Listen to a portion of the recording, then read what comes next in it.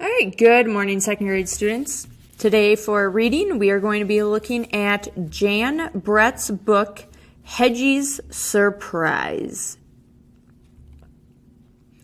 Once there was a speckled hen who laid an egg every day, only to have it taken by a little tomtin every morning. It all started because the tomtin got tired of porridge for breakfast. Each morning the rooster crowed as the sun came up, and Henry knew that Tomtin was on his way. So did the little hedgehog who lived nearby. The Tomtin always called out to her, "Henny, have you got a little yummy for my hungry, hungry tummy?" The Tomtin climbed into the henhouse, took Henry's warm, smooth egg, and ran off to cook it in his little kettle, sprinkle it with salt, and gobble it down. Then he fell fast asleep in the hayloft until evening. Henny didn't like the Tomtin taking her egg, but she put up with it until one morning when she saw Goosey sail forth, smiling and bowing, with a stream of piping goslings following her. "Oh my," Henry clucked, "where did all these little ones come from? My eggs are hatching," crooned Goosey. "Here comes the last one now." From that moment on, Henry wanted a brood of peeping chicks of her own. But how could she stop the Tomtin from taking her eggs? The next morning, when the Tomtin poked his head in, Henry tried. She clucked loudly and pecked. She flew at him, but nothing stopped that hungry Tomtin from taking her egg again. "No eggs, no chicks, no peeping babies." Henry wailed so loudly that she woke up the little hedgehog, her tears pouring down on top of him. "Puffa, puffa, stick, stick," Hedgie went as he crawled out to talk to her. "Poor Henny, I've been watching the Tomtin take your eggs. I'll help you trick him into stopping." The next morning when the rooster crowed, there was the Tomtin. "Henny, have you got a little yummy for my nearly empty tummy?" Henny and Hedgie were ready.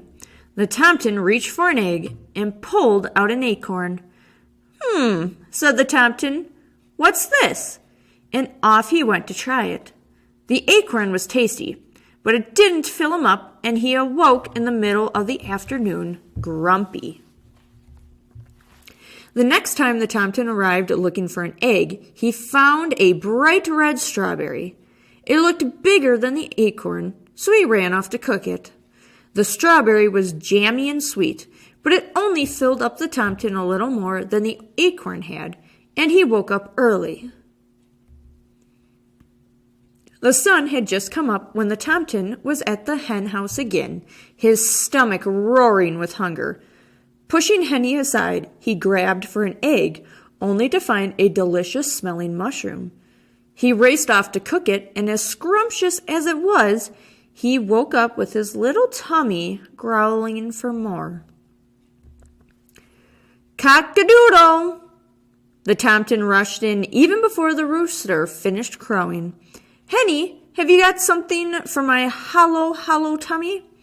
This time he found a smooth, round potato, even bigger than an egg. He cooked it quickly, swallowed it down, and went back to his hayloft. He woke up at sunset only half full. The Tomtin had had enough.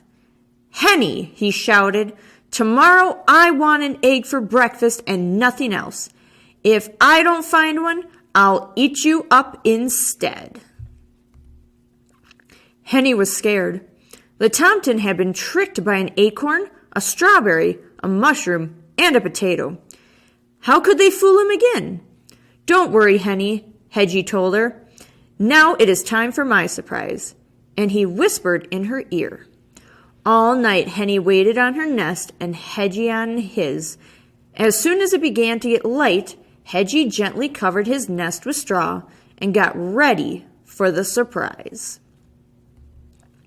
Henny and Hedgie could hear that Tomtin's stomach's rumbling like thunder a mile away. He burst into the henhouse, pushed Henny aside, and grabbed. Ow! He howled. Ow, ow! Puffa, puffa, stick, stick. He had clutched Hedgie, all closed up in a tight round ball of needle-sharp prickles. Henny and Hedgie listened as Tom-Tom ran home, yowling. Thank you, Hedgie, Henny said, looking at her dear friend. I'm sure that Tomten won't be back here again for breakfast. But what I can't figure out is, where have you hidden my eggs? Just then Henny heard a little peep, then another, coming from Hedgie's nest. She looked over and saw the straw begin to move. 5 baby chicks peeked out of their shells and fluffed up their down. As Henny settled down with her babies nestled around her, the Tomten's mother was in the hayloft making breakfast for her hungry Tomten. Hedgie, Hedgie, Hedgie! You are full of surprises, Henny cried, as she led her baby chicks out into the sunshine. But the little Tomten didn't hear a word. He was sound asleep, his tummy full of tasty porridge. All right, and that is the end of our book for today.